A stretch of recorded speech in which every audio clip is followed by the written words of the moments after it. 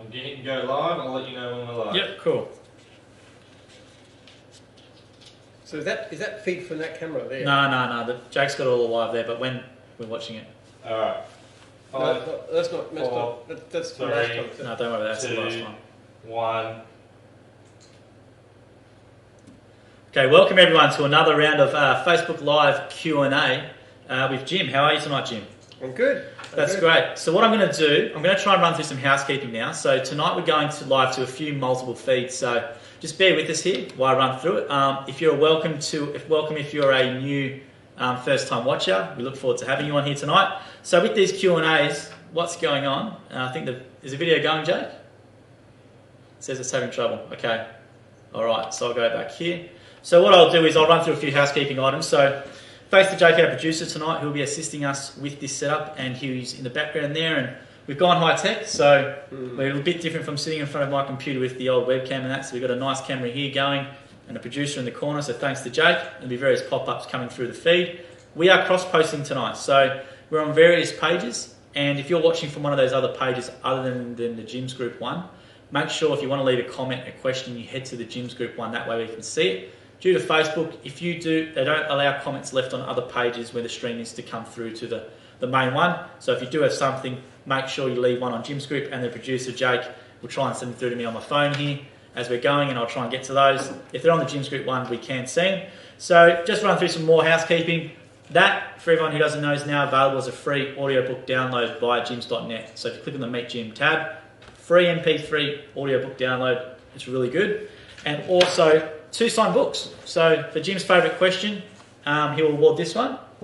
And for the one that I liked, we'll award this one tonight, signed books. And Jim will make a note of the comments or question that he likes. And remember, as always, to follow Jim's accounts on Facebook, Instagram and Twitter. So those handles are Facebook, which is Jim Penman Official. Instagram is Jim_Penman. And Twitter is Jim Penman 2. And remember to follow the Jim's Group YouTube channel, Instagram. And reminder, the hashtag Jim's Logo Comp is live. So people have been using the generator, and there's been a lot of traction online happening that. Remember, use hashtag Jim's Logo Comp.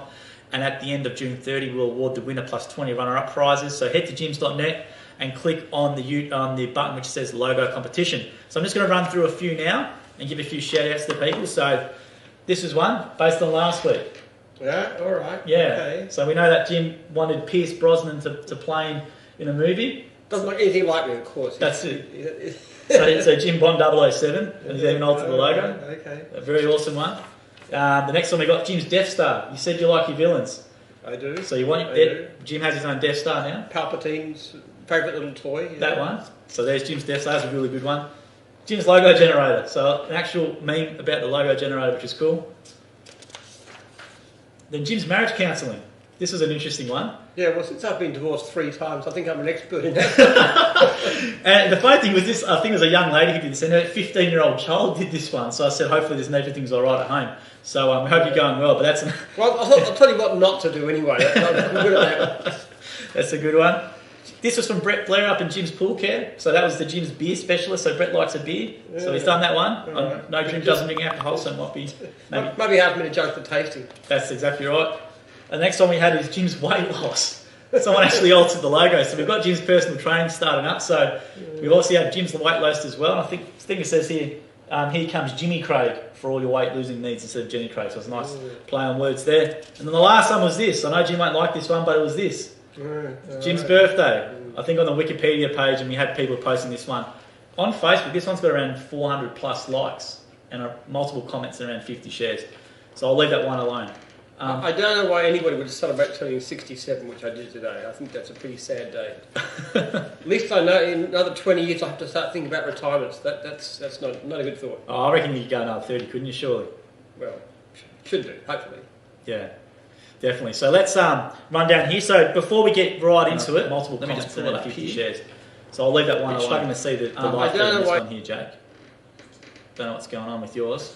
You're right. The live feed. I can't see it on here. We've got it. You've got it? I can't see it on the page I've got here. Okay. We've got 46 live at the moment. Alright, cool. So welcome to the 46 people watching. Just trying to sort this out here so I can watch some videos. Okay, give me a second here. Alright, cool. It's high tech, and I know, we're going high we're tech. not doing as well as in your little. My little corner there. Yeah, I know. We're getting it here. All right, we're ready here. So, special thanks as well to Jim's Cleaning. So, as people don't know, we don't own every division. So, the divisions that we own, we're cross-posting their page. But a division we do not own is the Jim's Cleaning Group. So, they've got around 20,000 followers on their page. So, thank you to them for allowing us to cross-post this live feed. And welcome to everyone watching via the Jim's Cleaning Group Facebook page. So, I also wanted to give a plug to this because Haydar dropped this off, and I think this is really cool. So, Haydar dropped off their all-purpose surface spray, and there's around 4 or 5 products. I had a look at their website before, and this is just one of them, which is I have used this today. People want to see me cleaning the whiteboard in the office with it, and I've actually cleaned my desk. And it's a really cool little product. Is that Haydar's wife on that one? Yeah, I think it is. Yeah, it is. She's very pretty. Yeah, it shows well with the model. Yes. So he's put that on there as well. It's an awesome product, and there's a full range of them which can tackle all areas in your home. The main benefit's that they're environmentally friendly and they're safe. This doesn't smell at all. I remember I sprayed it on my desk before, and you can't smell anything. And it's basically, this product has also eliminated their insurance claims. And you would know this too well because back in the day with cleaning, they used the wrong products all the time, and we'd have all these insurance claims. It wrecks the services. Yeah. So they said they've got to use the approved stuff. Well, this is not the only one, but that's certainly one thing that won't hurt the services, yeah. But the cool thing about it is that I think there's no soap in them. They're made from plant enzymes, and it works for ages post-spray. So I remember Peter Pan and Haydar were telling me when you get sprayed on something, it just keeps eating away. So for me, who's lazy, how much does Haydar pay you to do this? He's going to give me a box of this delivered tomorrow, I think. All right, okay. But I think it's a good problem because they had a problem with their division, and rather than trying to fight, they tried to solve the problem with the product. And it's one of the only products we have out there for a division. So it's available via Godfrey's and the Jim's Cleaning website. So if you would just punch it into Google and the box will be delivered tomorrow, I think. So all right, let's get into it. Okay, so I'm going to start with always as questions from last week. So if you don't have your question answered tonight, I bank them up for the next week. So these are some left, and I'll put them, and we'll go through the live feed as we go. So I'll just come over here. All right, so last week, Sal John via Facebook went, "Hey Jim, just want to know who came up with the name Go-Blitz."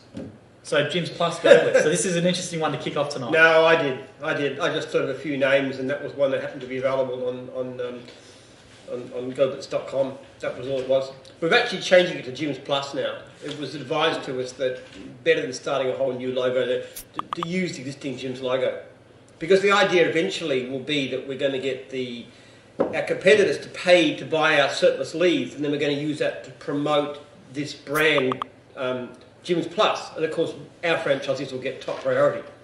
So that's the basic idea behind Go Blitz, now Jim's Plus, to use our surplus leads to sell them, to get more work to our guys, which doesn't cost them anything. So there you go, that's a good question, Sal. So I'll go on to here one. Craig via Facebook last week, this was an interesting one, so I think you always say in the live feed, you say you get involved in complaints still, and people sort of think as a CEO, why would you be getting involved in that? So he's gone, why do you get involved in complaints still? Shouldn't you have someone managing that for you so you can better use your time? Yeah, well, actually we are. As it happens, we're just starting looking at getting a full-time person to do a lot more than I do, actually to follow up complaints directly and just try and make sure every customer is looked after. But it is good for me to be involved with complaints because it motivates me. Quite frankly, whenever I see a comment that says I'll never use gyms again, and I read most complaints every day, I think this is terrible. This is hopeless. We've got to improve on this. So it keeps me motivated. Same ways I like franchisees to talk to me, because if I see problems there, not only can I help them, but I can also understand, hey, there's an issue here, something we've got to change about the system. I believe in being connected at the grassroots. Okay, cool. That's awesome. Great question there, Craig. Haydar Hussein goes, thanks for the plug, Joel. I'll drop off a box tomorrow. So we have 100 people from mowing and cleaning watching, which is great. So welcome to those people on those pages. And Jake will try and get those comments and questions if you leave on there through to me. So we might cover a bit of old ground tonight because it's such a more viewership now. There might be some repetitive questions. So I'll flick through one here. Aaron Aldridge's gone, why did you get rid of your awesome beard? It's all to do with women. As I say many times, I grew a beard because way back, I had a fiancée who liked beards, and 19 years ago I found myself single, not through my own choice, I might say, and which is why Jim's marriage counselling might not be the best things you can get involved with. And my beard was going grey. Actually, you can see a picture of it here in an old thing. You can see the beard's got a bit grey. Let's open that one up there because there's another good picture too. Yeah. Which is you there. That's from 1999. Now, when you're in your late 40s and single, you don't need to look any older than you are, so the beard came off. It's a good answer. So there's another one there. That's a pretty famous photo, that one. That's there. what I looked like shortly afterwards, Yeah. when I took the beard off. So thanks for that one there. That's awesome. I do look a bit younger, don't I? You see, if you look at the difference. You do. So I'll keep going on from here. So Brenton Stopscon, how do we get involved in a franchise via the Jim's Mowing stream? Oh, just ring 131546 and somebody will talk to you pretty soon. What'll happen is if you give your address, the local franchisor in your area will contact you and talk to you and go and see you and show you what's what. Okay, cool. So you can also visit the website and do an inquiry via that. You go to www.gyms.net. That's it, yeah. And you can just pop through to mowing and put in go and see you and show you what's useful stuff in there about. Okay, cool. So also, if you're interested in talking about gyms, get a copy of my book. I really want to plug it. I mean, this book here, it's on the audio book and it's free, downloaded from there. And that will really give you a picture of not just the history, but also the philosophy, the ideas that make gyms different. I really recommend. We actually give a copy of that to everybody who comes to training because it's good. It attracts the right people, and sometimes perhaps it puts off people who really don't belong with us because it's very, very, very fanatical about customer service, which not everybody's comfortable with to the extent that which I take it. I just cannot stand seeing customers not happy. So that book there as well, I remember we did an interview series with Sharon, so stay tuned for that space, and she was saying that book actually got her across the line. She actually wasn't going to consider gyms, but she read this book, and her partner said, read this book, and she did. And that's what actually got her across. And that particular, having Sharon Connell come on board would be worth everything we've ever spent to get that book done and created, just that one person, because it attracts so many good. She's not the only one too. Other good people are coming because they read it and they like the values and they like the belief system, which is very different from franchising in general. Actually, I'm working right now on a book about the franchising industry, looking at some of the terrible things that are going on and talking about what should be done to change that, what legislation is needed at the national level. So that's something you're working currently at the moment? Yeah, I am. Do you have like an ETA maybe when you think it might be something you might be completed or? Next year sometime, I guess. Okay, cool. Yeah. That should be very, very shake up the industry, I guess. Well, I don't know if it will or not, but the kind of things that I'm suggesting will sound incredibly radical, but they're actually the kind of things that we do in gyms all the time. It's empowering franchisees, giving franchisees more knowledge and giving franchisees more rights. Yep. Cool, thanks for that one. So I'm just going to run through the live feed here now. I can see some comments and questions coming through. Thank you for leaving those. So Graham Moore says, hi Jim and Joel from Dogwash in Forbes. G'day, Jossie Brock. I won't say wish happy birthday to Jim. He doesn't like it, but thank you for the well wishes. I don't think anybody who likes birthdays less than me gets more birthday wishes. I think because when you say that you don't like something in Australia, if you don't like a nickname or something, they'll keep giving it to you. So I know. I've always hated it ever since I was a teenager. I never hated always birthdays. What's sorry a birthday for? So I'll run down here. So Darcy Cone Varal's gone, what's your favourite lawnmower, Jim and Joel? Oh, we use Hondas. Well, actually, Honda. Personally, I like the AEG, which is the battery one. I mow the grass on my farm with it because it's really quiet. It's easy to control. You have to change the batteries a few times, but for personal use, I reckon the battery ones are great. But if for contractors, they rarely use them because the batteries just aren't good enough yet. I think one day they will be. Once you can actually mow all your lawns with 2 or 3 batteries in a day, for example, I reckon they'll become the standard because they're great. Yeah, and I don't have a mower because I would probably not know how to use it. And I get Jim's mowing to mow your lawn. I would get Jim's mowing to mow my lawn. If you had a lawn. If I had a lawn, exactly right. I don't have a lawn. I would get Jim's mowing. I don't pay you enough to be able to afford a place with a lawn, do I? No, you don't. No, not at all. I'm whinging about the baby boomers. They've taken all the properties. And that's right. What I would use, though, is Haydar's products. Oh, get away in with the it. apartment. That's what I'll be using. All right, so I'll run through another one here. Paul Sandals. This is a really in-depth question. I'll read this out. So Paul Sandals. Hi, Jim and Joel. Paul from Diggers here with you tonight. Hope you are both well this evening. My question relates to trying to juggle the fact that our franchisees are surveyed on their franchisors' performance each year, but also balancing that with the tough love that is sometimes required to help franchisees succeed and in some rarer cases stay afloat. Should we not have a trusted person from national talk to the franchisees who are not happy and find out why and what they're not happy about before breach notices are issued to see if the issue is part of the franchisor's responsibility, contractual obligations, or something requires more from the franchisee to help them achieve success through joint effort. Let me say something. I don't believe any franchisor is remotely at risk of getting breached because of tough love.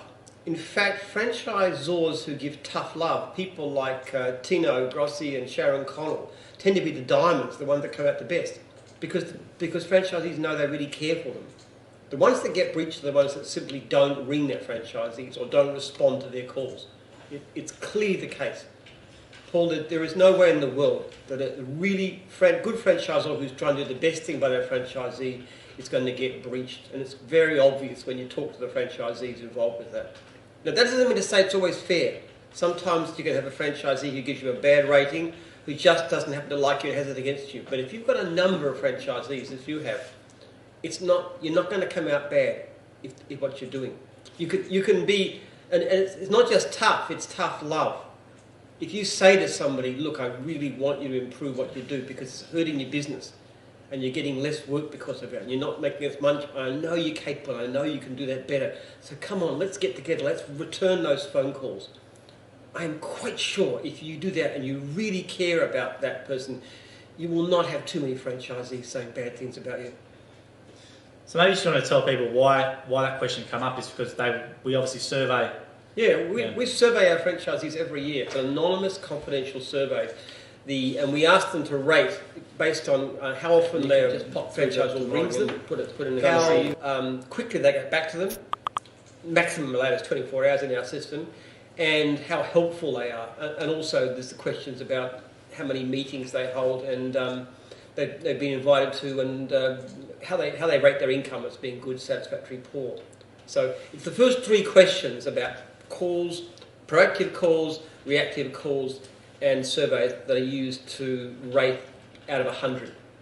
The best franchisors rate in the 90s, they're what's called diamonds. If you get down below the 50s, you tend to be risking a breach notice for not doing what you should do. Thanks for that question, Paul. It's a tough one, and we're glad to answer. It is tough. Jim's is tough at every level. Jim's is tough. We are very, very tough on franchises for customer service, but we're also very tough on franchisors for looking after franchisees. Interesting thing is, though, and it doesn't make us popular all the time, but the levels of service has gone up dramatically. This diamond category, 90% plus, didn't even exist until 3 years ago. And then people were doing so much better. There's less and less franchisees doing poorly every year. And the same thing, the levels of complaint have been dropping steadily for years. And they're going to continue dropping. And as we do that, by some weird coincidence, we actually find the volume of leads is going up and up and up all the time, despite the fact that we're not advertising anymore. So it's not a coincidence. Jim's is all about service. Great service to franchisees, great service to customers, and sometimes that hurts. So thank you for that question, Paul. It's a pretty tough one, and Jim's obviously glad to answer it. So I'll just run through now. I've got it all sorted on my end so I can see everything, and I'll run through down a lot of stuff real quickly. We've just got a couple of quick questions here. Matt Bailey's gone, what was your first whippersnipper you ever used? And this is an interesting story. Well, it was a Shikatani.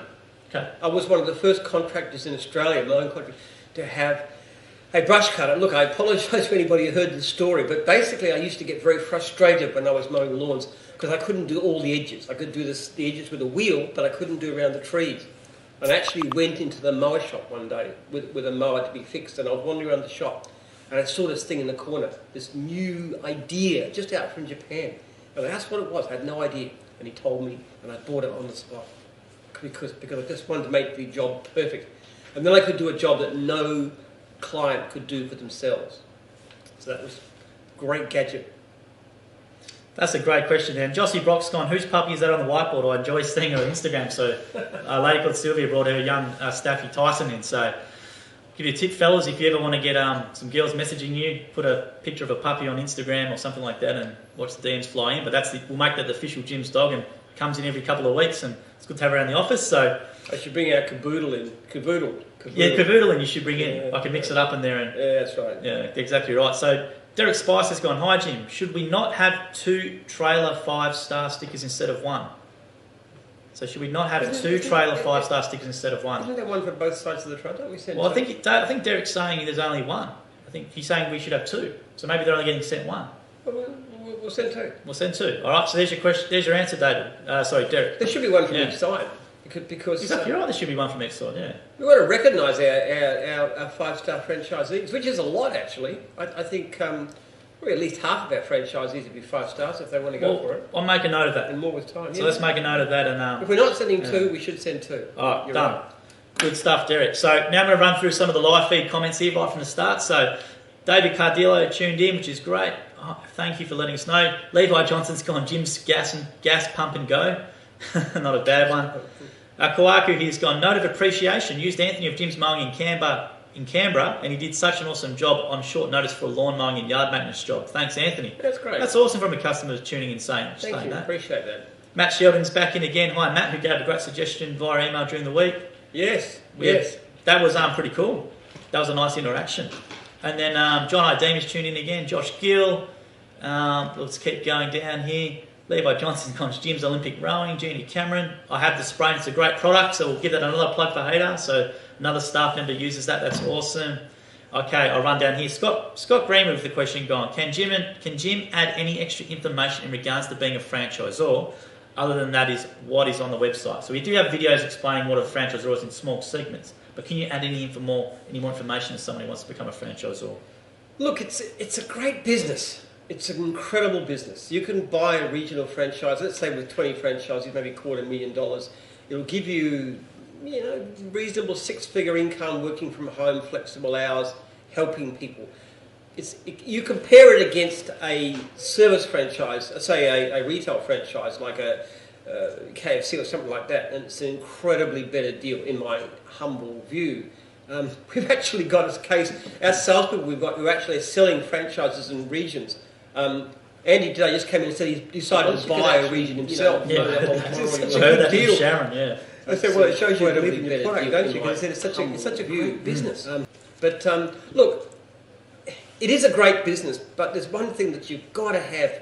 You've got to be the kind of person who likes helping other people. That is the absolute core of it. If it's not your passion to help others, you don't want to do it, because it's ringing people up and saying, how can I help you? And being a friend and being somebody who's really on their side and who can encourage them through the tough times and who can congratulate them when they've done great work, when they've got a great survey. It's that for the right kind of person, it's a wonderful, wonderful job. And someone like Sharon Connell is a very warm person. It fits so beautifully because she is that really caring, loving sort of person. And her franchisees love her. And everybody loves Sharon. But if you've got that nature that you just love helping people, it's a great business. But what I'd suggest with any business you're looking at going into, whether it's a franchise, whether it's a regional franchise, being a franchisor, do some investigation, do your homework, and talk to as many people as you can. Ask them the good, ask them the bad. Say, what's the bad thing about being a franchisor? Is it the fact that National's always on your back to do better? The fact that you get surveyed once a year, and sometimes it's unfair, and sometimes there's pressure to do things, the performance. Sometimes you need to pick up the phone and ring your franchisees. You don't always feel like doing it. So you got to do as much research as possible, and the best way is to ask people. That's a really good question, so thanks for that one. So I'll run through the comments now. We're catching up, which is great. Thank you for leaving comments and questions, and everyone is tuning in. This is really awesome. And we'll keep going down. So Stuart Rainbow's tuned in. He says, I'm looking sharp in the shirt. What do you think of the shirt, Jim? I was getting a bit of grief today in the office about it. It's not too bad. Wow, what's the shirt for? I thought like a tie shirt or something, is it? I don't know what it is. I don't know. It's bought. I thought it looked nice. Wear it. It's not too bad. Thanks for that, Stuart. Jim's Meaning's tuned in again. He says, we've got a full desk set up now. Yes, we do. We're upgrading a bit from the old traditional webcam and that. So we'll get in there, but we're going all right. Karen Giles has said, happy birthday, bookkeeping Borkham Hills. Matt Sheldon, let's run down here. Don't expect to get a lot of thanks for me. Happy birthday. I'm notoriously a non-birthday person. That's true. Just catching up here now. All right. Paul Sanders said thank you. Paul asked the question before about the surveys. Enver's gone, hi Jim. Hi Enver. Enver's from, I can't remember which Enver. It's one of the cleaning group divisions, Enver. Enver's a franchisor.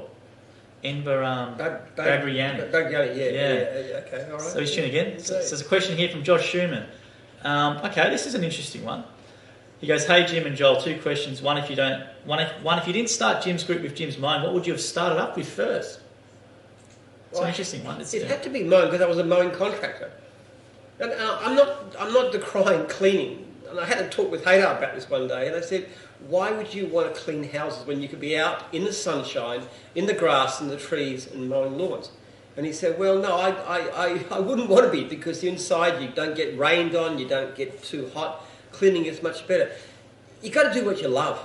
And frankly, I still actually spend several hours a week out there digging, mostly on my farm these days, but clearing out my chook pen. I just enjoy that kind of stuff. And that's why it worked. If I was trying to do something I didn't like, I wouldn't have been successful.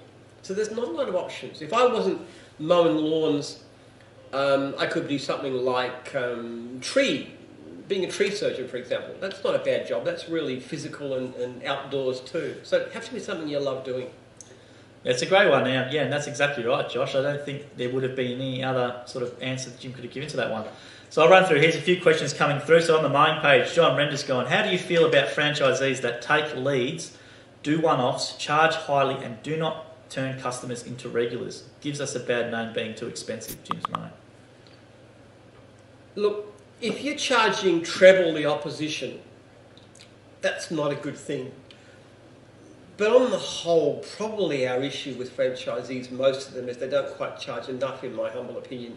Most of my franchisees are flat out and they could probably charge an extra 10, 20%. I get very frustrated when a person's asking for territory or even just zero and taking no work at all, even though they're paying their advertising. Why don't you put your prices up 10, 20%, lose a couple of clients maybe and get some more at the higher price? Your income goes up by 20%. What's wrong with that? If people are prepared to pay, then why not charge a bit more? And I know that's not... I'm passionate about service to clients, but I'm not passionate about doing it at a really cheap price. I think we give a great service and we should charge a great price. The thing I have a problem with is not so much people who charge a huge amount and do great work. It's franchisees who charge a huge amount and do terrible work. That's something I cannot tolerate. And strangely enough, franchisees who overcharge are often very, very bad operators. And they're the ones who complain there's no work around and why don't you more advertising for me? And you see all the didn't turn up and was rude to clients and did bad work and all the rest of it. You see all these bad comments coming through. And they're always complaining. And they charge ridiculous prices. That's where I have a problem. If I cannot think of a great operator, I don't mind if they charge a lot. In fact, we tried to say $60 an hour you should be aiming at. I know there's franchisees who are out there working by themselves who are making hundreds of dollars per hour, and I'm delighted with that. That's what I want. Because my first priority is franchisees. I mean, clients are important, but clients are important so I can keep my franchisees busy. That's a great question. Thanks for that one, John, and we appreciate it. John comes in all the time. Basically, I think if you're watching from another page as well, guys, just remember we're cross-posting, so if you're leaving comments and questions via the other feeds where the live is going into, make sure you head over to the Jim's Group head office page and leave them in there, and I can see them in real time and I can put them straight to Jim. So actually, I'll run through talking about prices, here's a story from my very early days. When I first started off back in 1982, and I was really, really desperately poor and I was deeply in debt and I was just scratching for a living. Now, the interesting thing I remember being very proud of at that time is that every single client accepted my quote. And even people used to give me extra money. Now, at that time, I just thought that was fantastic. I look back and I say, you idiot. You should have been charging an extra 20, 25%. It's just that one bit of knowledge that you could charge more. And I could have got myself out of problems so much better. I made that mistake. And I learned with time. Charge what you're worth. And if people are happy to pay, I don't mind how much you charge. If you're providing value, you write your own ticket if you're generally providing value. And the customer sees it, they'll pay you whatever, Yeah. Any franchisee who's flat out must be doing something right. That's my view. And if you can do that and you can get yourself $150 an hour, I'm happy with that. I don't really care. I had a client actually complain to me once about a job, which I just finished. She said, you're charging more than my doctor. And I said, well, if I took twice as long, would you be happy? She said, yes. Well, I don't care. I did a great job for the price I charged. And the fact that I made a lot of money, good on me. That's a great one. So let us know you're here as well, guys, with a like, comment or question for Jim. It helps us with the engagement and all that sort of stuff. So let us know you're here, and I'm seeing him through right now, so it's great. Leave something on there and I'll get to it. So Colin Harper, who was actually one of our book winners before, he's gone, do Jim's Group head office staff franchisors spend time with the franchisee to understand the business from both sides? Do the head office staff? So he's saying, do franchisors and office staff, for example, actually spend a day in the field with a franchisee, for example, to understand from a franchisee's point of view? That's what he's asking. Not head office staff so much. We put them through the induction training course. Franchisors would certainly spend time in the field with franchisees. In fact, most of them are actually franchisees themselves, and they've often come up through the ranks. That's our preference. Somebody who's been a franchisee, shows how good they are, and becomes a franchisor, which is actually, because franchisor rights aren't expensive. Often you can buy a regional franchise for less than the cost of a franchise. So it's not a big expense. So they very often the successful franchisees. So most of them have a pretty good sense of what's going on. There'll be very few franchisors who haven't actually worked as franchisees at some time or other. That's a good one. Enver's gone here with a suggestion. This is regarding the surveys again for he's a franchisor for franchisees. He's gone, franchisee surveys are done around this time when it's not really a busy time for franchisees, as we all know. Yeah. Why not do the surveys twice a year, one in the summer and one in the winter, as the results will be quite different in his opinion? Well, Andrew, we can do it twice a year. All you got to do is to fail this one. and we'll go give you a brief notice, and we'll ask your franchises again in November, which is probably not something that you want to do. I know we get this complaint. Look, the reason that it's done is because the way we look at it, we have our national conference traditionally in Jim's in July. We'll ask your franchises, and the big event of the national conference is the awards. So it's done in time so that we can actually. So we launch it in say May, so that we can get all the answers back. It takes a bit over a month, and then we coordinate them, and then we put the certificates, and we give the orders. That's the reason it's done. Maybe we get a slightly better response if we did it in December, but I think on the whole, it's asking questions like how often does the franchisor call you? We're not so much asking, are you making? Well, we ask whether you're making good money, but that's a different issue. But you're not. A franchisor is judged by how much support they give, and if you're struggling and your franchisor's on the phone to you every week or even every couple of days and saying, how are you going? Look, have you tried this particular thing? Did that work? Did the upsell we're talking about work? How's it going? You're not going to be too negative about a person like that who's really doing everything they can to help you, because you need their help. And that matters a lot. Having a good franchisor on board in the tough times, the person you really appreciate. I think today we had a big interview series we're starting our divisional franchisors, and Sharon, that's the big thing for me. She was saying that in the first, when a new franchisee starts, she might talk to them 5 to 6 times a day. Yeah, she does. I couldn't believe it. She does. And then the passion for how much she wanted them to succeed. Some of the stories she was telling me, which it will be made available to everyone very soon as we get that content out there. But I couldn't believe it. 5 to 6 times a day with the new franchisee on the phone. I don't know exactly how Sharon sleeps sometimes. She does. She is a phenomenon. It was absolutely. I couldn't believe it. Rewrote the book on how to be a franchisor. Definitely. It's going to come across well in the concept. Incredibly successful. Yeah, and the interview we did today, it's going to be really awesome. I reckon it's going to get a lot from everyone. So if you're just tuning in, this is great. There's a lot of people tuning in via various pages. Let us know you're here with a like, a question, a comment, or a share even, and we'll try and get to it here. So I'll run down here as we covered this one earlier, but I'll just touch it again because he's left the question. Brett Watkins gone, what's your favourite mower brand? I think you said Honda and AEG. You've been using Honda our contractors use because it's a very reliable motor.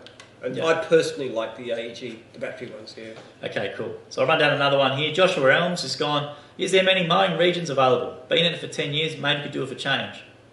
Not a lot, I'm afraid. Then they come up occasionally. The problem is it's such a great business that the people just last and last. They don't often come on the market. Yeah, I think that's very important. They're very, very rare, aren't they? Once you've got if you've only got 2 or 3 franchisees, it's not great business because you've really got to be doing mostly acting as a franchisee yourselves. When you get to about 20, 25 more, it's a really great lifestyle business, and most of the people just stay there for yonks. I mean, our longest franchisor has been like 30 years now. That'd be Ron Sadowski, I think. Oh yeah, Ron Sadowski's got an interesting story up in Queensland. Yeah, that's right. Do you want to tell them the story maybe about the in the early days with Ron, how you gave him the whole of Queensland and he split it up and.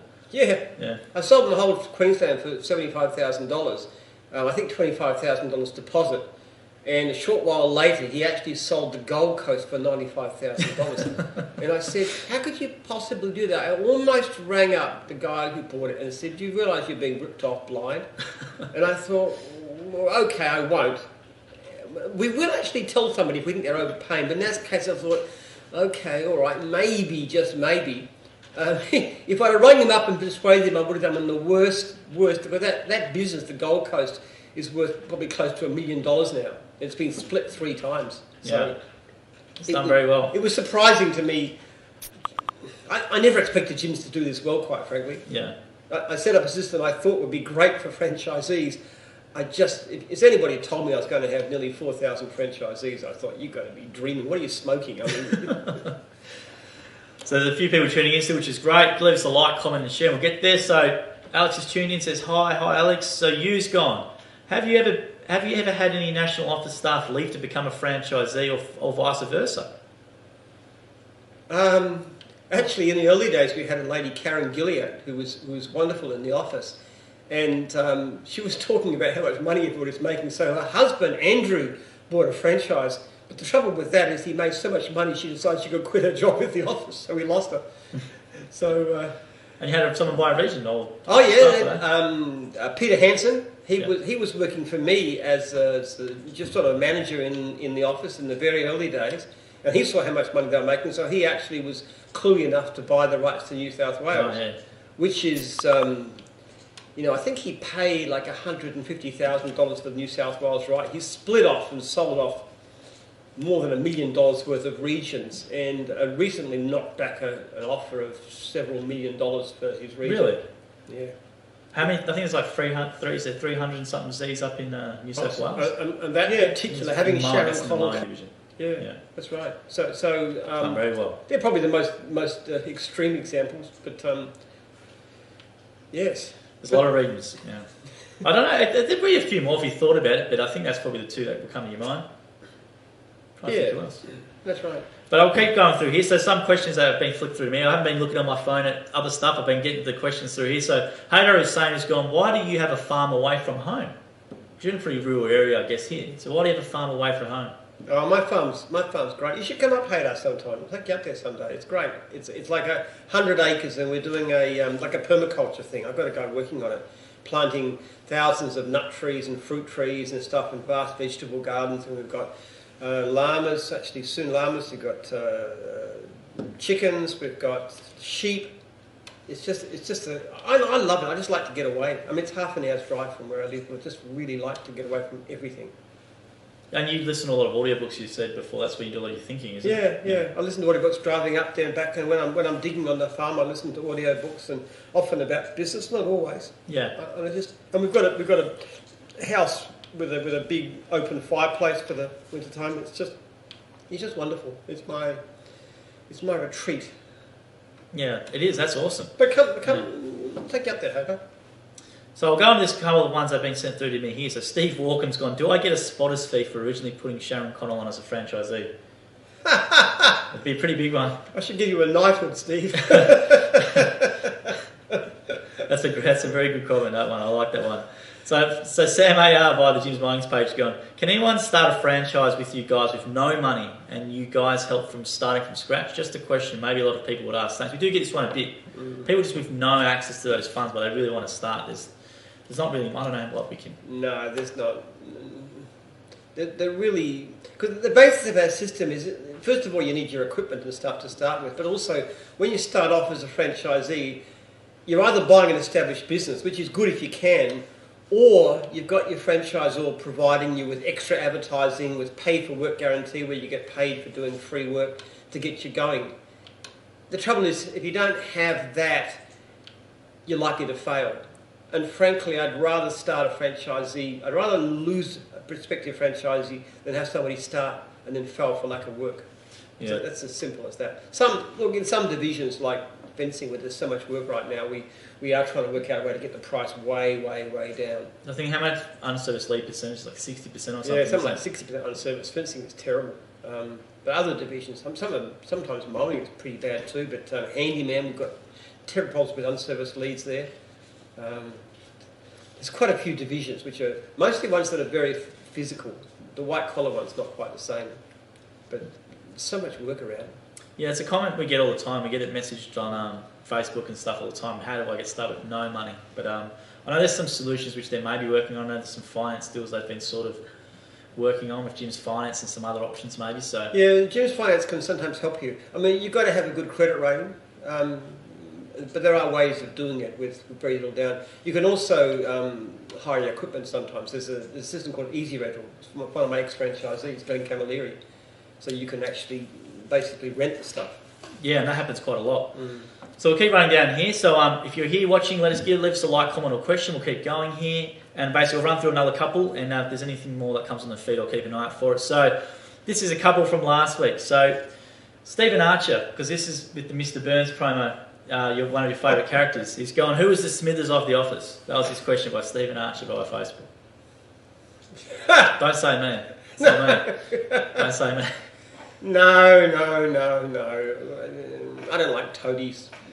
Frankly, I find I like people to tell me the truth. If somebody tries to soft soap me, and I know I shouldn't. I'm going to put you in the poo here, but No, I remember once that Joel said to me, "I discovered the secret of getting on with you. You don't disagree with you." And I said, "You could not be more wrong, Joel." But he's learned a lot. I do argue a lot more now. He argues a lot. If he thinks I'm wrong, he tells me. As far as I'm concerned, if somebody's not prepared to say, "I'm wrong, you've made a mistake," then, well, they don't really belong in any senior position in this company. That's it. Because I'm often wrong. My wife will tell you I'm always wrong. Wrong, Joel. But he's learned a lot. I do make a lot of mistakes, and I need people who are prepared to tell me the truth. I don't want any toadies. And I expect that in franchisors too. I have franchisees, and franchisees get very annoyed at me at times, and they'll tell me off, and they'll tell me I've done things wrong. And sometimes it's, exactly enjoy it, but it's actually very helpful. Like Matt Sheldon, I don't know if Matt's still on the... I mean, his email to me, the original one, was quite aggressive in a way. And I sort of argued it back a bit. But then after a while I thought, well, hang on a minute, he's got a point in this. And it was good. And actually, I like people prepared to have a go at me and say, Jim, I disagree with this. Now, in a lot of cases, they're not going to get anywhere because they want to say things like, well, if I believe the complaint is wrong, you should delete it. I get that all the time, without evidence. And I say, I can't do that because it'll undermine customer service. But there's a lot of times people actually object to the system, and I think about it and I say, well, you're right. That's I didn't know I was going to go on that tangent. That's a good one, and it's not me. It'll be someone else. Melissa Pollack here is going, hi Jim, the new banking guidelines from Royal Commission seem to be making finance very difficult to attain across all areas. Have you seen this affecting franchise sales across the group? That's a really good question. Look, with franchising, finance has become more complicated over the past year. It is a struggle. There's no doubt it's an issue. It's becoming an increasing issue. We've got ways around it, like the Jim's Finance people have got this deal going down that can get finance when other people can't provide it. We're looking at taking the cost of franchises down. We're trying to do a deal for the fencing division right now because there's so much work there. So especially when there's so much work, we're trying to actually get franchisors to charge a bit less. But you're right, it's a problem. There's no question about it. But you have to do it. Look, apart from anything else, I will say this too. We learn a lot in franchising, and one of the things, you do need money to help a franchisee to launch. But at the same time too, if the person's invested their hard-earned money in the business, they put some money down, it gives them a commitment when things are difficult, especially in the early days. And the one kind of person that I would say absolutely no to as a franchisee is a young person whose parent, father or mother, has paid for the business. And we had a case like that just recently, somebody from out Ballarat Way, and I discovered that the mother had paid for the son's business. And I rang up and spoke to the mother and I said, we cannot accept him because in my opinion, he'll almost certainly fail. And looking at his job history and stuff too, it was obvious he wasn't ready for it. And she just said, well, he can't find a job. And I said, what he needs is a job. So what I actually did is I put him on to the local franchisor. And I said to the franchisor, do you have anybody who needs work? And he did. So actual fact, he put this young bloke in touch with one of his franchisees who needed a helper. And that was the way. And down the track a bit, when he gets the hang of that, gets some money together, puts some savings, then buys a franchise. That's the way to do it. Yeah, that's a really good point actually, and that's because you know from years of experience that's always a pretty. We do know that when people put nothing down, their chance of failure is very high. Our failure rate's pretty good. We lose in the first year, what we call first year attrition is around about 10%. And some of that 10% is people who just sell their business or they get offered a fantastic job. They're not all failures. But attrition is incredibly important to us. And we do know if they don't put any money down, the attrition rate is significantly higher. And even if you haven't lost any money, if you spent months and you haven't made a lot of money, that's a bad investment of your time and your life. That's a great question. Thanks for that one. So Amber here's got another one. I like this question here, and we'll probably leave it a couple after that. He goes, what does Jim think of Airtasker and High Pages? Will this bring an end to the franchise business in the long term? No. Okay. No, I take these people very seriously. We've got billion-dollar businesses charging into our turf. But the one thing that we've got that they don't have is a relentless passion for quality of service. And there just is no comparison. I know people who've used High Pages and the experience is not good. You know, you get a whole lot of people supposedly quoting. Now, maybe you can get the cheapest price, but they don't turn up or they do lousy work and there are all kinds of things. But what we've got to do as gyms is not to be more savvy in terms of mass marketing, but to get our customer service better. That is the way to do it. That is the way. I think you're talking about this today pretty heavily. We've been talking this for a while. And that's where we can compete. We can't compete. They've got teams of, I'd say, maybe 30 programmers, you know, all these digital guys, and they'll do ripping websites in terms of just saturation. Massive campaigns of advertising and so forth. They spend far more money than we do. Exactly. But the interesting thing is, I mean, High Pages has been around for a few years. So it's okay, what's the effect on our business? I mean, surely there's been a decrease in leads. Well, actually, our leads have increased dramatically. Last year, over 180,000 unserviced leads. So as Airtasker and High Pages are coming into the market, we're getting more work, not less. And we're not spending more advertising. If anything, we're spending less on advertising because in some areas we can't spend it. Yeah. So as our customer service gets better, because that is the experience the customer has. Now, if they want ultra cheap price, sure, go to High Pages. Don't come to us. We don't want you, quite frankly, if all you want is a cheap price. But if you want great service, we want to be where you come to. And that's the customers we want for our franchisees. Not the cheapest chips, not the, I don't care how rough it is, I just want it done cheap. I want a great service done. I want great support. We want great people offering great support. That's our end of the market. We don't need to own the whole market. We want the quality end of the market. Yeah, I think it's important those systems as well, Amber, that because they're private, they're backed by all these investors, all right? They obviously want a return on their money. So they obviously with the system as well, they farm the lead out multiple times. They try and skimp on the back-end customer service by maybe offshoring the back-end support as well. They put all their money in getting you into the funnel from the front end with all these ad campaigns and whatever else.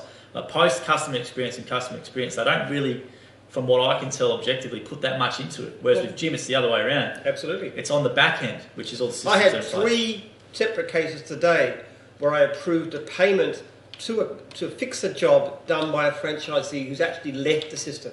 So not a problem at the time, it's a problem that arose several months or years after the initial job was done. And I've approved payment to make sure that client is properly looked after ever. How on earth is High Pages going to do that? How can they? Of course they can't. It's not part of their DNA. They wouldn't even care if the job was done wrong the first time. And we do. And that's the difference. And that's why we can compete. Our challenge is to keep on getting better.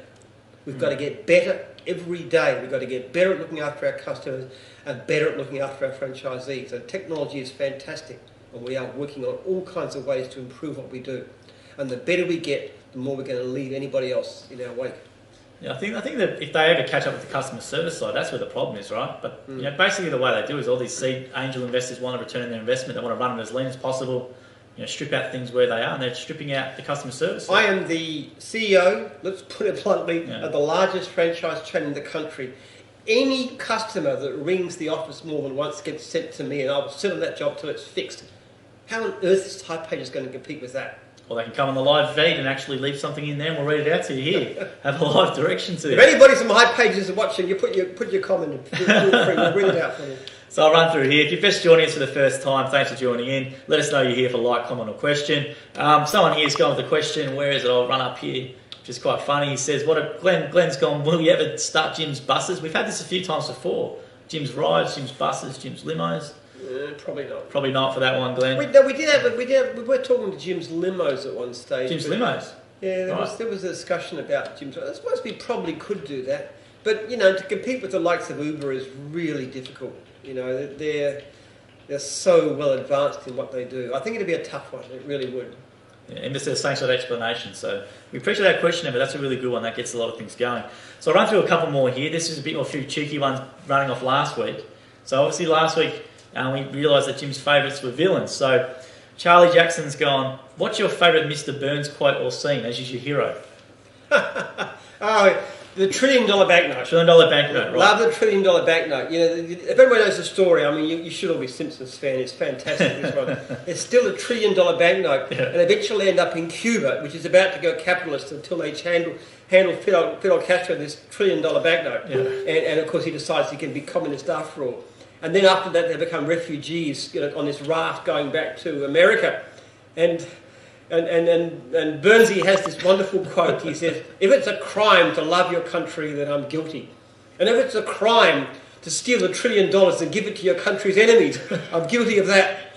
And if it's a crime to bribe a jury to acquit me, then I'll shortly be guilty of that as well.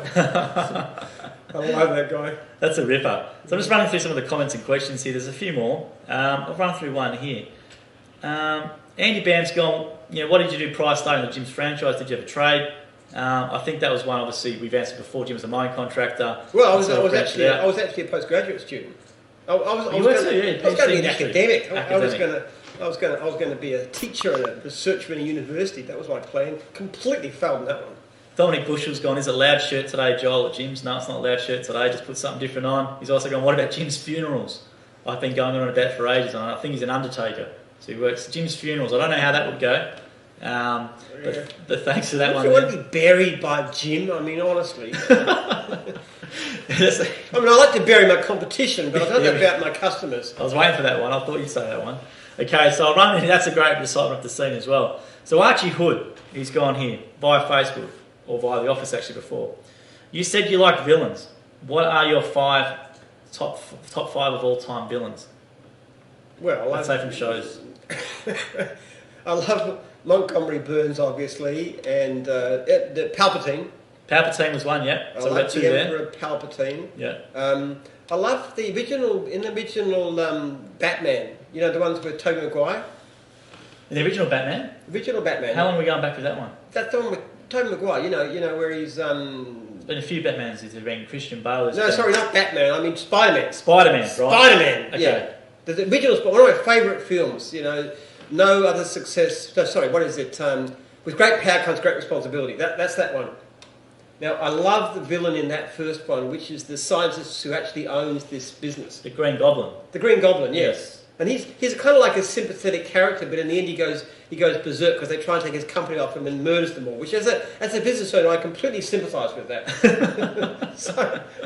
And then in the second version, you have the Octopussy one, who's also a scientist who goes crazy or something. Yeah, the Octodoctor thing with the So as a scientist and as being power hungry, and these people speak to me. Is there one more? I think that was 4. We had 4. Is there one more?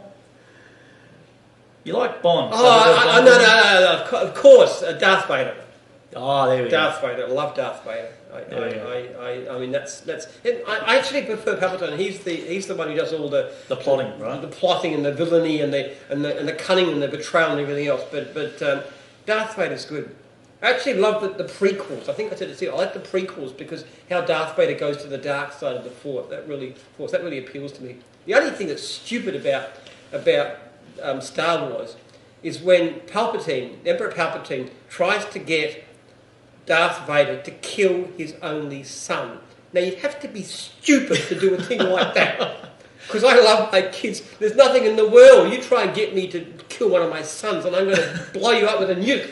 So that's what if you had to redo it, that's the thing you would have said, advise him not to do. I would have said to Palpatine, don't make this mistake. And he'd still be Emperor of the universe, you see. So there you go. If you had to redo it, that'd be the one bit of advice. I can advise these villains. I get pretty annoyed at villains when they do stupid things too. I think villains are going to be clever. they've got to act sensibly, at least according to their own rights. Okay, what do you do that for? So I was going to say, if anyone's going to do a movie and they need some sort of scientist villain type character, maybe Jim, you could get in there and not make all their mistakes. You might probably actually win. Well, that's the idea. That's the idea, right? Yeah. When I was at school, we did Richard III, and I was Catesby, which is Richard's sort of evil henchman, and we were having this big fight on the stage, and the director yelled, "Kill Penman!" because I kept on, I wouldn't keep giving up.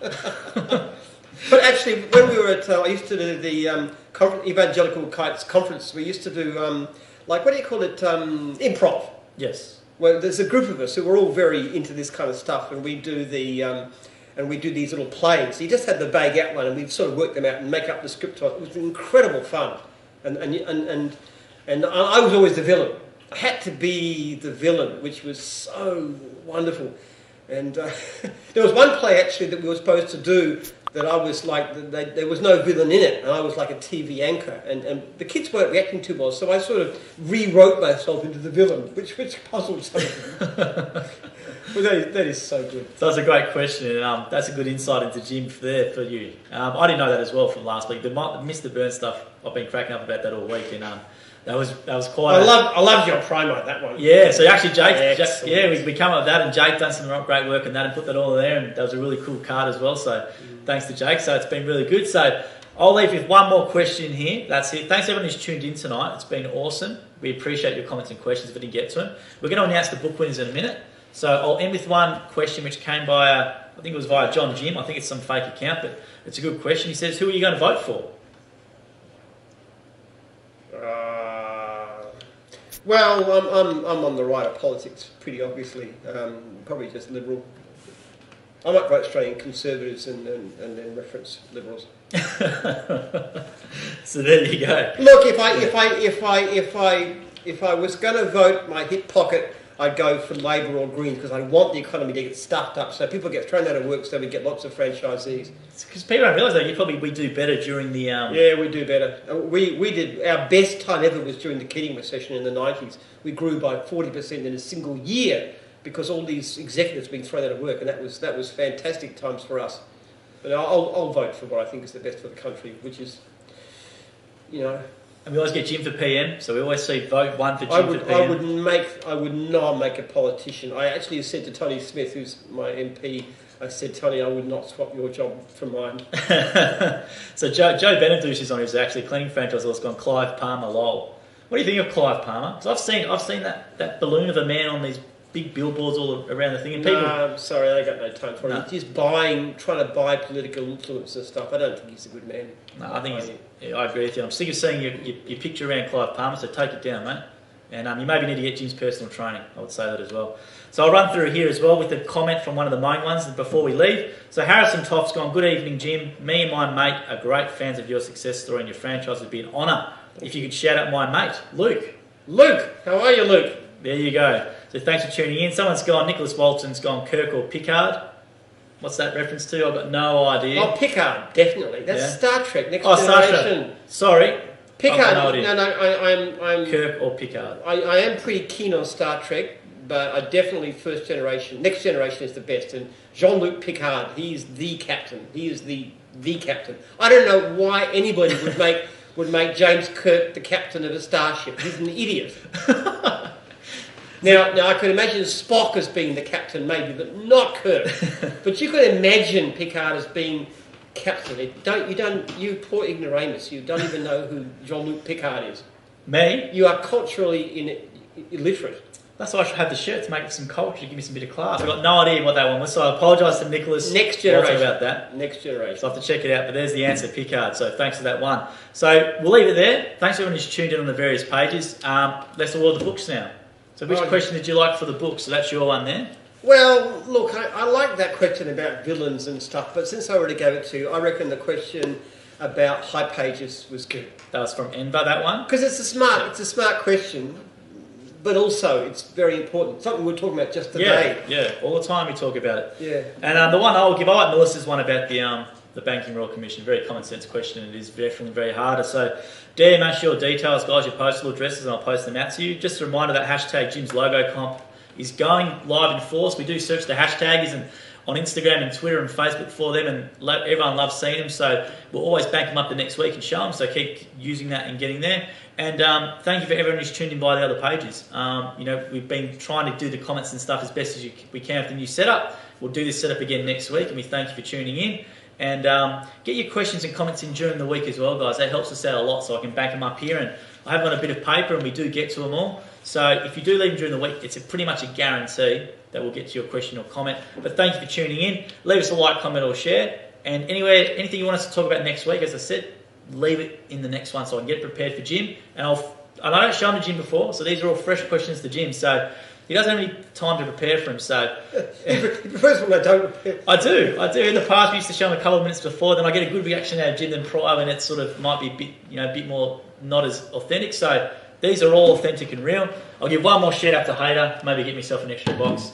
I love this product. I've used it in here. I know you're not giving me the light, but I'll put it back over there. But we'll get them tomorrow. But remember, these books as well. Free MP3 download as an audio book, which is great. We're not making any money out of that. Audio books are fantastic. I love audio Definitely books. get that. And that's available as well, Jim's book. That's on Amazon, Booktopia. And tune in next week again. We'll give 2 more signed copies away. And thanks for your comments and questions and your interaction on the feed. We much appreciate it. Thank you to Jake, the producer in the corner there, doing a great job with this nice camera setup. And we've upgraded the set here. So remember, tune in next week, same time, 7 o'clock Australian Eastern Standard Time. Melbourne, we are, by the Jim's Group page or any other pages we cross-post into. So we'll leave it there tonight. Thanks for your time, Jim, and thanks for your interaction and answering some tough questions tonight. So no worries. Okay. we appreciate it. All right, see you next week. Everyone have a good night. See you next week.